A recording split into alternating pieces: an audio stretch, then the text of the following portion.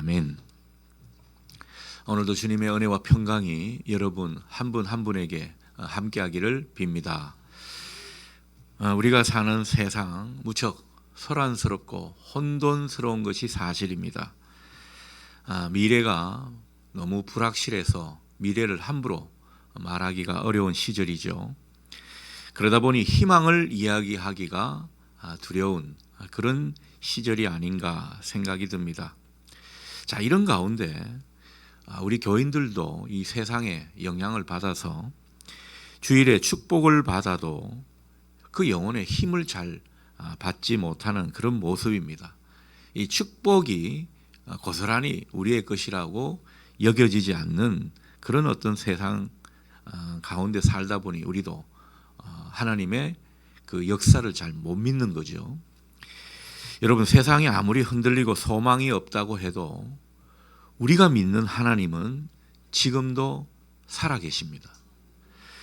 세상을 주관하며 통치하시는 우리 주님은 우리의 기도를 하나도 빠뜨림없이 다 들으시고, 그리고 그 가운데 세상의 구원과 소망, 희망을 일으켜 주시는 줄 믿습니다. 우리가 일주일 동안 세상에 막 짓눌려 살고 힘없이 맥 빠진 모습으로 살았다 하더라도 우리가 주일에 하나님 앞에 나와서 참된 예배를 드리고 말씀을 듣고 또 그 가운데 주님을 새롭게 바라보게 되면 힘이 생기게 됩니다. 용기가 우리 안에서 막 일어나게 되는 거죠. 우리 마음이 회복되는 은혜를 얻게 됩니다. 여러분, 주님은 우리에게 생명과 평안을 주시기 때문입니다. 오늘 주님이 주시는 이 생명과 평안 온전히 공급받는 우리 모두 될 수 있기를 축복합니다. 우리는 많은 경우 자신의 삶에 만족하며 산다고 볼 수 있겠지만 또 어떤 때는 자신의 삶에 굉장히 불만족스러운 그런 모습일 때가 더러 많이 있습니다.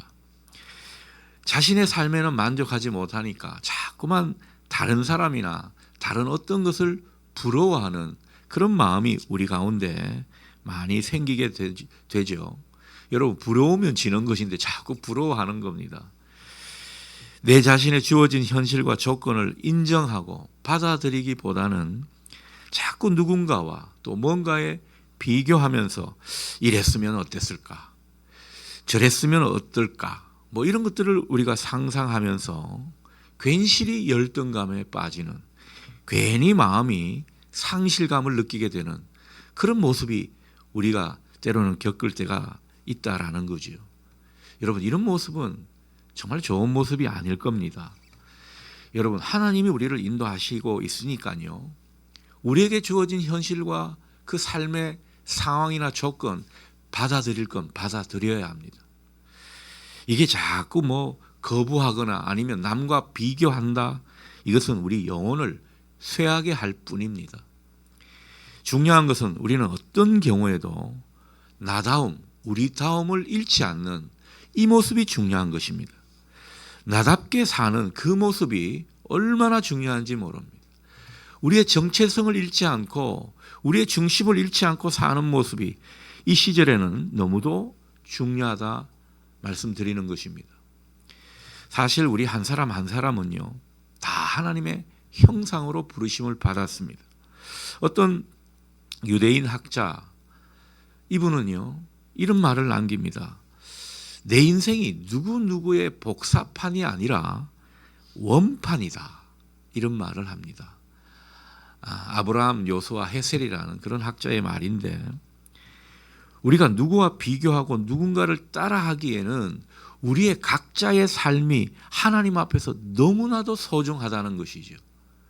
여러분, 우리가 공동체로 하나님을 믿고 하나님을 섬기고 있지만 하나님은 우리 한 사람 한 사람을 개별적으로 만나주시고 한 사람 한 사람을 그 각자의 고요한 부르심으로 우리를 이끌어 가시는 줄 믿습니다. 우리 한 사람 한 사람의 모습이 하나님께 너무너무 소중하다라는 거죠. 그러니 우리는 나만의 원판 인생을 살아야 할 것입니다. 누군가를 자꾸 비교하고 모방을 하면서 복사판으로 살 것이 아니라 남을 막 따라하고 부러워하는 그런 어떤 복사판 인생이 아니라 정말 하나님이 나에게 주신 고요한 인생, 그리고 그 독특한 부르심에 충실한 원판 인생을 살아야 될 줄 믿습니다. 자, 오늘 말씀도 우리가 누군지, 내 원판의 인생이 어떤 것인지, 나다움은 어떤 것인지, 그것을 우리에게 말씀해 주시는 것 같습니다. 1절 하반절처럼 우리는 하나님이 부르신 사람들입니다. 세상 가운데 정말 소망이 없고 그리고 생명이 없는 채로 살던 사람을 하나님이 부르셨다라는 거죠. 하나님이 부르신 그 존재가 바로 우리라는 것을 다시금 느끼게 됩니다. 그리고 2절, 3절 상반절에서 보듯 우리는 영광스러운 하나님의 임재를 경험하는 사람들인 것입니다. 우리가 예배를 드리죠. 하나님이 오신다는 겁니다. 하나님이 오시니까 우리가 그분과 만나게 되는 거죠. 하나님의 임재를 경험하는 그런 어떤 특권이 우리에게 있다라는 것을 깨닫게 해주는 것입니다. 자, 그런데 4절 말씀은 하나님이 임재하신 것은 하나님이 심판장이 되셔서 자기 백성을 판결하시기 위함이다, 이런 말씀을 덧붙이고 있습니다. 자, 하나님이 우리 가운데 오셔서 우리에게 뭔가를 판결하신다는 건데 뭘 판결하시는가? 여러분, 거기에 대해서는 5절이 답을 해주고 있습니다. 나의 성도들을 내 앞에 다 모으라. 그들은 제사로 나와 언약한 이들이니라. 아멘. 우리가 누군지 분명히 말씀해 주고 있죠. 성도들이 어떤 사람이냐? 바로 제사로 하나님과 언약한 하나님의 백성들이라는 것입니다. 따라서 하나님과 언약 관계에 있는 성도들이 마땅히 행해야 할 것이 무엇입니까? 예배의 자리를 지키는 것입니다.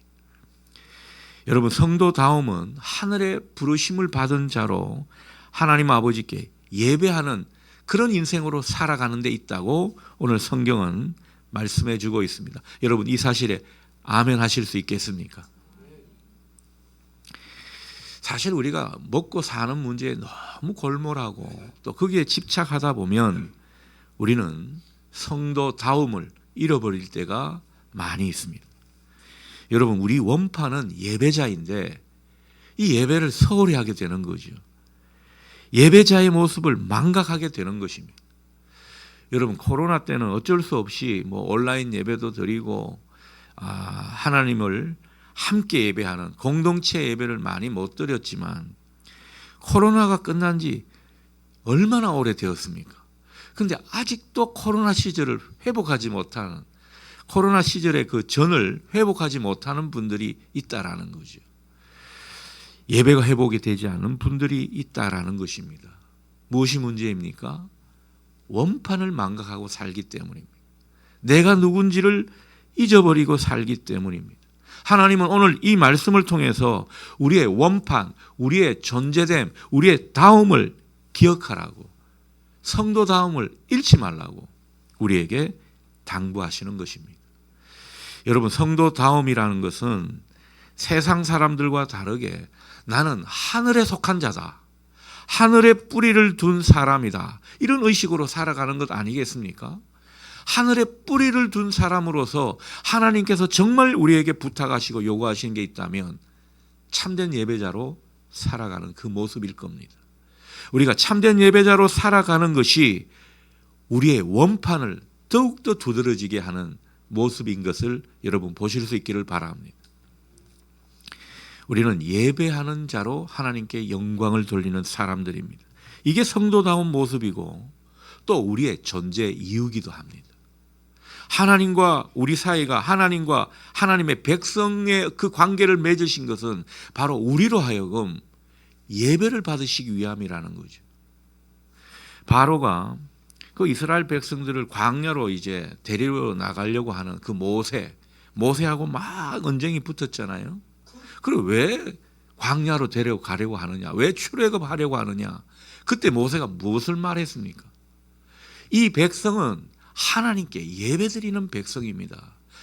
출애굽해서 하나님을 온전히 예배하려고 데리고 나가는 것입니다.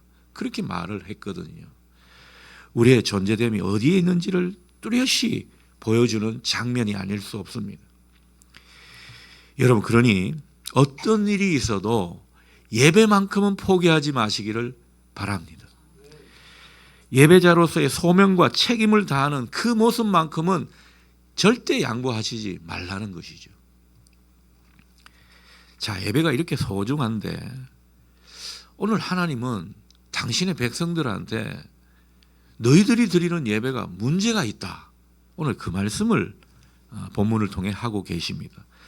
자, 그래서 하나님께서 임재하신 것이 판결하시기 위함인데 바로 이 예배 문제에 대해서 판결하시려고 임하신다. 그렇게 말씀하고 있는 것입니다.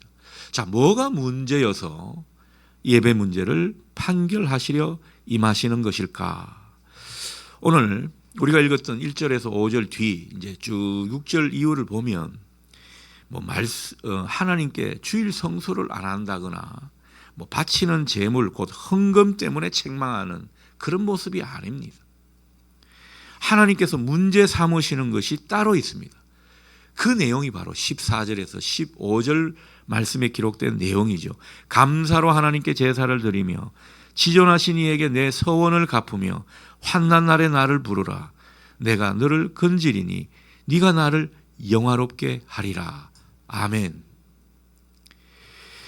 여러분, 하나님을 예배함에 있어서 가장 중요한 게 뭔지 오늘 말씀해 주고 있지 않습니까? 뭐가 중요합니까? 바로 감사가 있느냐 없느냐, 그것입니다.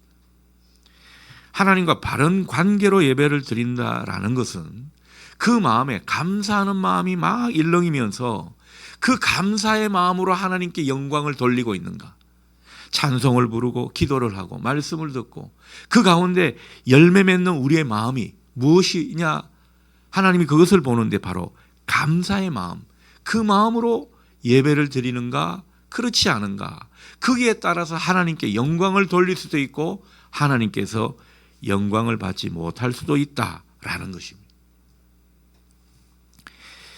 오늘 본문의 이스라엘 백성들은요, 하나님께 나아올 때 감사함으로 나오지 못했습니다.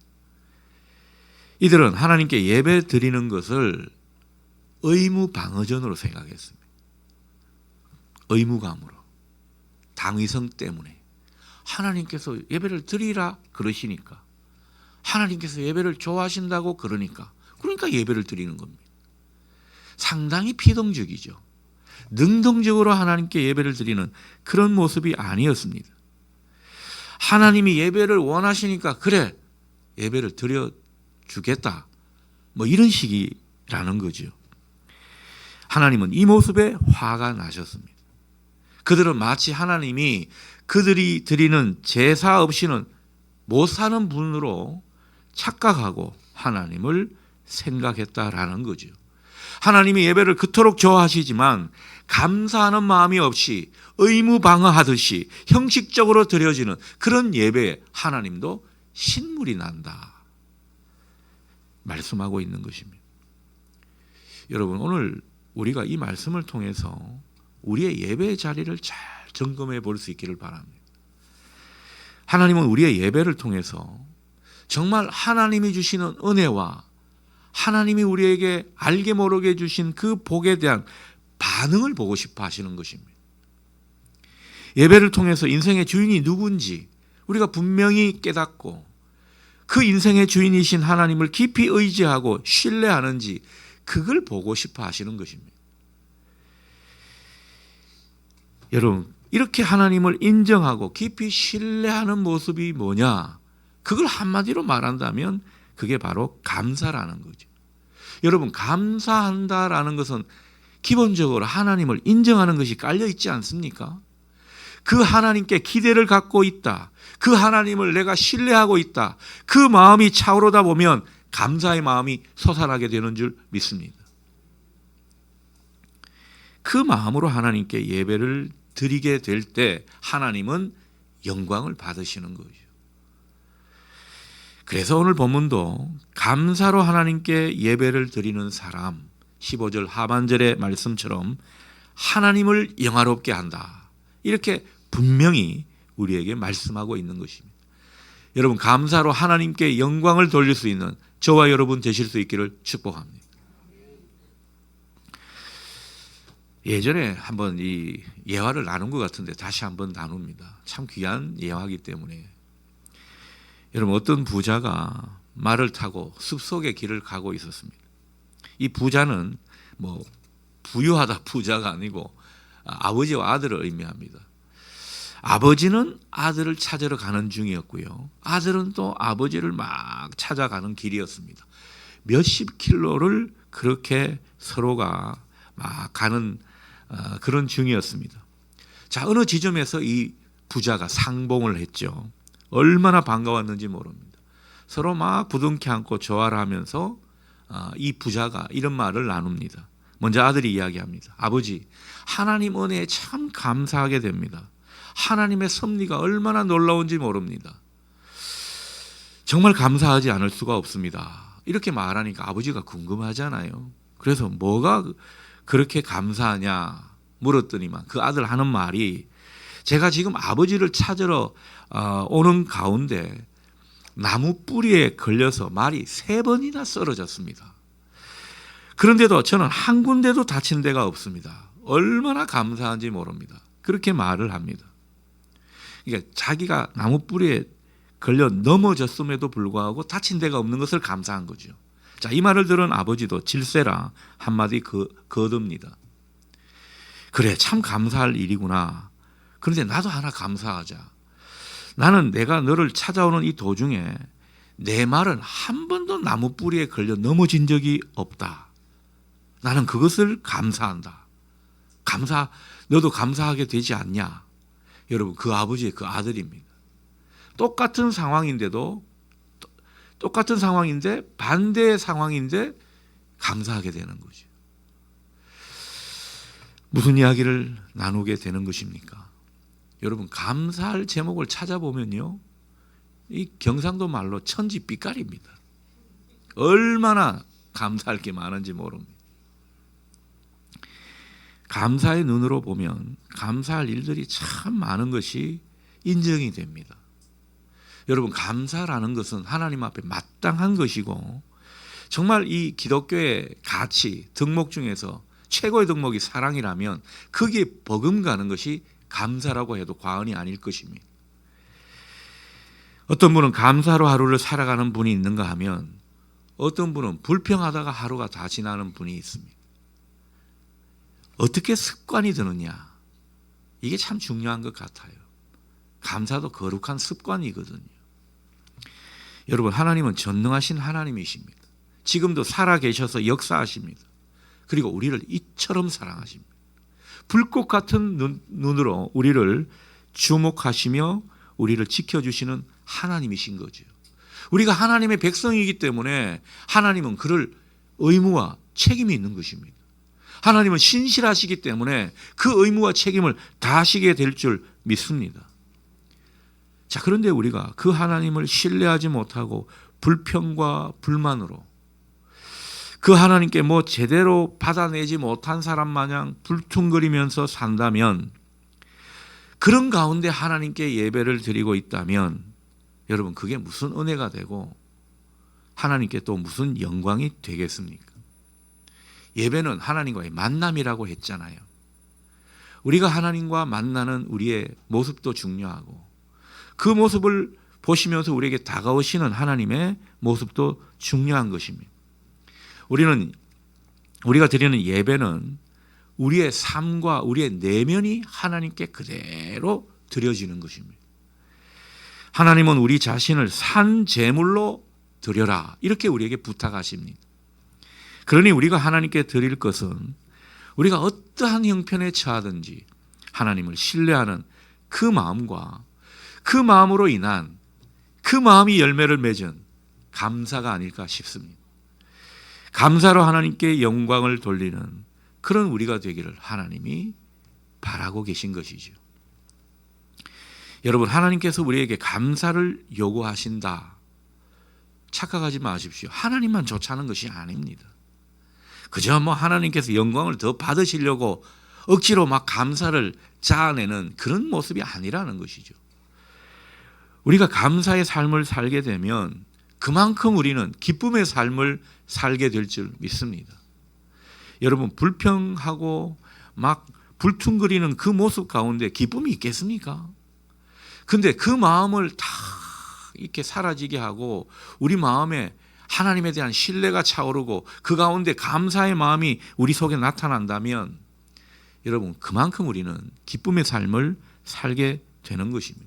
그러니 감사가 없다면 기쁨도 없는 것이죠. 우리가 주님 안에서 기쁨의 삶을 살도록 하나님은 우리에게 오늘 이 아침 감사를 요구하시는 것입니다. 감사의 예배를 바라시는 것이죠. 그러니 여러분, 감사의 예배로 하나님께 영광을 돌리시고 감사의 삶을 사시도록 더욱더 일상 가운데 연습하시고 훈련하실 수 있기를 축복합니다. 감사도 훈련이거든요. 그렇게 될 때 우리는 기쁨의 삶을 회복하고 그 기쁨의 삶을 누리게 될 줄 믿습니다. 중요한 것은 우리가 감사를 통해 기쁨의 삶을 살고자 하게 되면 동반되는 은혜가 있다라는 거죠. 감사의 삶을 살게 되면 기쁨도 우리가 누리게 되는데 그게 하나님께서 덧붙여 주시는 은혜가 있는데 그게 바로 하나님의 눈으로 사는 것입니다. 여러분, 감사로 사는 사람은요, 하나님의 눈으로 이 세상을 바라보게 되는 것입니다. 이게 얼마나 큰 은혜인지 모릅니다. 그러니 감사를 회복하는 것이 우리에게 얼마나 중차대한 문제인지 모른다라는 거죠. 여러분, 감사의 마음으로 우리가 하나님의 눈을 갖고 살게 되면 그 가운데 세상을 바라보게 되면 세상은, 한국은 뭐 망했다, 이 시대는 절망 가운데 우리가 끝장났다, 다음 세대는 소망이 없다, 얼마나 부정적인 소리를 많이 할 수 있는 그런 상황인데도 불구하고 어둠과 절망에 매몰되지 않습니다. 감사의 그 마음과 하나님의 시선이 있는 사람은 그 가운데서도 희망과 생명의 씨앗을 힘있게 뿌리게 되는 것입니다. 교사 선생님들, 다시 한번 이 은혜를 얻기를 바랍니다. 아이들 보고 내 자신을 보면 도무지 소망이 안 생기잖아요. 아이고, 저것들과 이 한 시간을 어떻게 끌고 갈까? 숨이 턱 막히잖아요. 여러분, 우리가 감사의 마음과 하나님의 시선을 우리 속에 온전히 갖게 되면 그 가운데 희망이 보일 것입니다. 그 아이들 가운데 하나님의 형상이 보일 겁니다. 정말 이 불신앙이 가득하고 어떻게 보면 죄악이 관영하는 세상 가운데 하나님의 거룩하심을 보게 되고 하나님의 그 생명의 역사를 보게 되고 그래서 하나님 나라가 확장돼 가는 그 희망을 우리가 갖게 된다라는 거죠. 그러니 감사가 얼마나 중요한 것입니까? 자, 문제는 우리 삶이 너무 무겁고 너무 버거워서 감사가 잘 나오지 않는다라는 데 있습니다. 저도 성도님들의 현실을 모르는 바가 아닙니다. 저도 그런 현실을 겪을 때가 종종 있습니다. 그래서 감사는 뭐 그냥 감사거리가 있는 사람들만 하는 것 같은 그런 기분이 들 때가 있습니다. 감사로 하나님께 예배를 드리기가 무척 힘들다라는 거죠. 하나님을 신뢰할 수 없는 그런 고통과 공경 가운데 처해 있는데 무조건 아멘하고 무조건 믿는다고 할 수도 없고 하나님 또한 그런 쥐어짜기식 감사를 원하시지는 않을 겁니다. 우리가 아이들한테 뭐 이렇게 선의를 베풀고 선물을 주고 하면은 이 진짜 감사하는 마음이 들면 아이고 아빠 감사해요 이렇게 나오지만 감사하는 마음이 없으면 어떻습니까? 감사해요 이렇게 되잖아요. 그런 감사는 저도 받고 싶지를 않아요. 줬던 거 다시 빼앗고 싶습니다. 하나님도 마찬가지 아니겠습니까? 쥐어짜기식을 원하시는 게 아닙니다.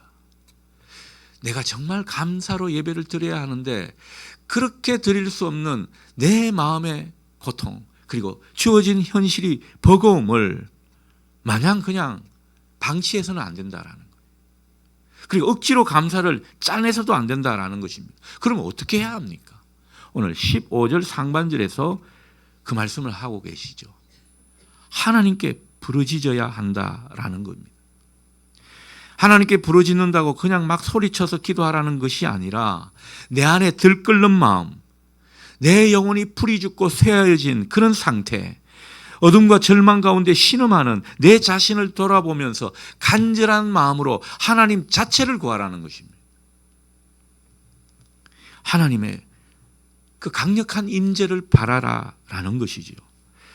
하나님을 찾고 구하는 가운데 하나님의 존재를 새롭게 경험하고 새롭게 느껴보라는 것입니다. 그걸 우리에게 주문하고 계신다라는 거지요. 그래서 신약 성경에서 그런 말씀을 하잖아요. 하나님을 구하는 자에게 하나님은 최고의 선물을 주시는데 그 최고의 선물이 뭐라고요? 성령님입니다. 성령님을 주신다는 것은 하나님 자체를 주신다는 거예요. 여러분, 우리가 하나님 자체가 귀한 것입니까? 하나님이 주시는 부수적인 그런 어떤 은혜가 중요한 것입니까? 하나님 자체가 중요한 것 아니겠습니까? 하나님 존재가 우리 존재 가운데 쑥 들어오게 되면 그때부터 반전이 일어나게 되는 것이죠. 하나님께서 우리에게 뭔가 물질적인 것, 눈에 보이는 축복을 주셔야 반전이 일어나는 게 아닙니다. 우리 마음은 그걸로 성이 차질 않아요.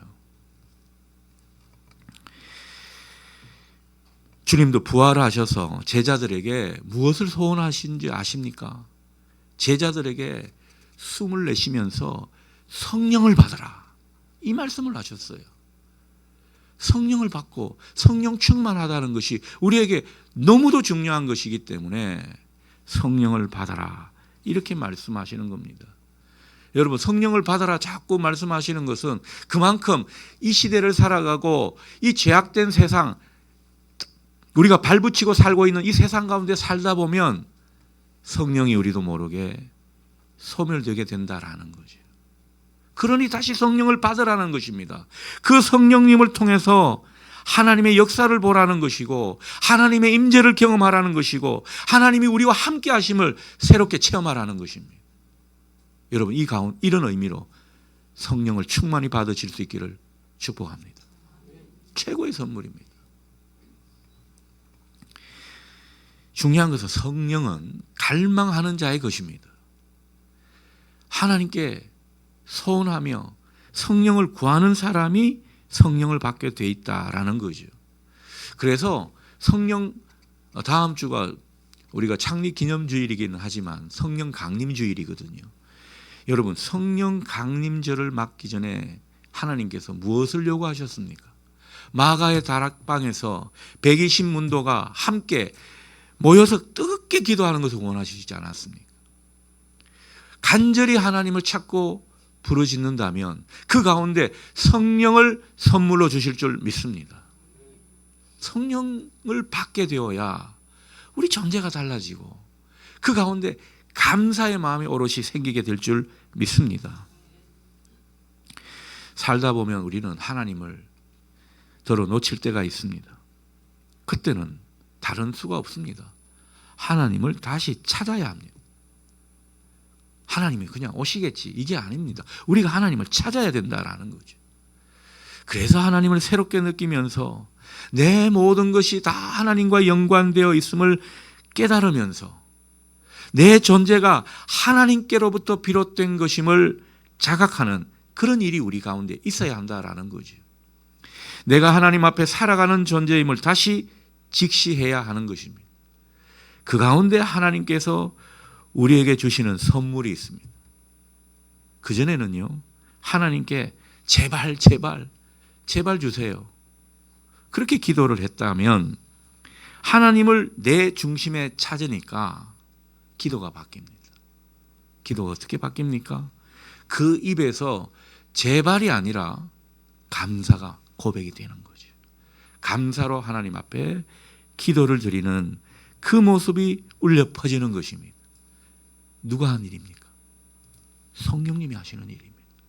그러니 이 감사도요, 우리의 의지와 우리의 노력과 우리의 의로 되는 것이 아닙니다. 감사해야지 해서 되는 게 아니에요. 성령을 받아야 합니다. 성령님께서 우리 중심에 계셔서 성령님을 우리가 다시 주인으로 모시는 그런 모습 가운데 살아가게 될 때 우리 안에 감사가 울려 퍼질 줄 믿습니다. 거칠고 험한 인생길을 살아갈 때 참 힘들고 짜증나는 일들이 많죠. 그래도 그 가운데 우리 마음이 다치지 않고 황폐하지 않으려면 우리는 감사를 잊지 말아야 합니다. 감사는 그래도 우리 인생이 하나님의 은총 속에 있음을 고백하는, 인정하는 표현이라는 것이죠. 그 마음이라는 것입니다.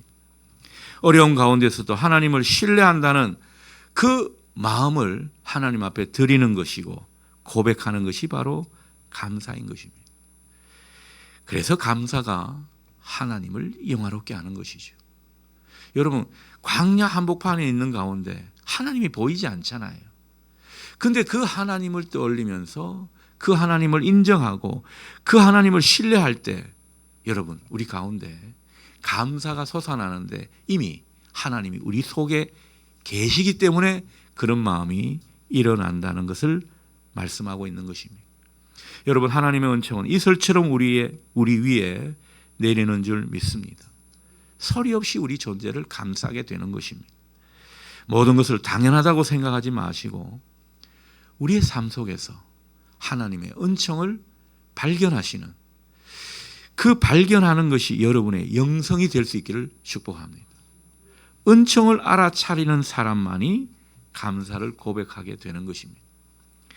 반면에 내게 없는 것들에 대해 부러워하고 아쉬워하다 보면 여러분, 그 인생은요 정말 쇠하여지기 마련이고 그 입에는 감사가 어느새 다 달아나고 만 그런 모습만 확인하게 될 뿐입니다.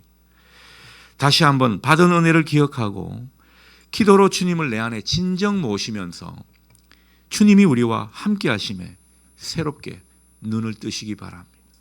제가 지난 한 주 쭉 여러 가지 일들을 보면서 묵상하면서 이 시간을 되돌려 보니까요 정말 힘든 고비도 있고 여러 가지 안 좋은 일도 있고 눈물 나는 일도 있고 했지만은 정말 하나님이 다 함께 하셨음을 새롭게 느끼게 되었습니다. 야, 다 하나님이 하셨구나. 하나님이 이렇게 은혜를 주셨구나. 새삼 발견하게 된 것입니다. 여러분, 감사와 신뢰로 하나님을 영화롭게 하는 여러분 되시고 그 가운데 기쁨을 새롭게 회복하는 우리 모두 될 수 있기를 축원합니다. 아멘. 기도하겠습니다. 하나님, 돌아보니 우리 인생 가운데 당연한 건 없었습니다. 내가 한 것도 없었습니다. 모든 것, 모든 일 속에 하나님이 하셨고 또 하나님의 은총을 새롭게 발견하게 됩니다. 우리가 언제나 하나님의 은총을 발견하는 눈이 있게 하시고 그 마음 가운데 하나님을 인정하며 신뢰하는 마음이 차올라 늘 하나님께 감사로 제사를 드리는 우리 모두 되게 하여 주시옵소서. 간절한 기도로 주님이 우리와 함께 하심에 새롭게 눈을 뜨는 이 아침 될 수 있기를 원합니다. 다시 한번 감사와 신뢰로 하나님을 영화롭게 하는 우리 모든 마젤의 식구들 되게 해 주옵소서. 예수님의 이름으로 기도드립니다. 아멘.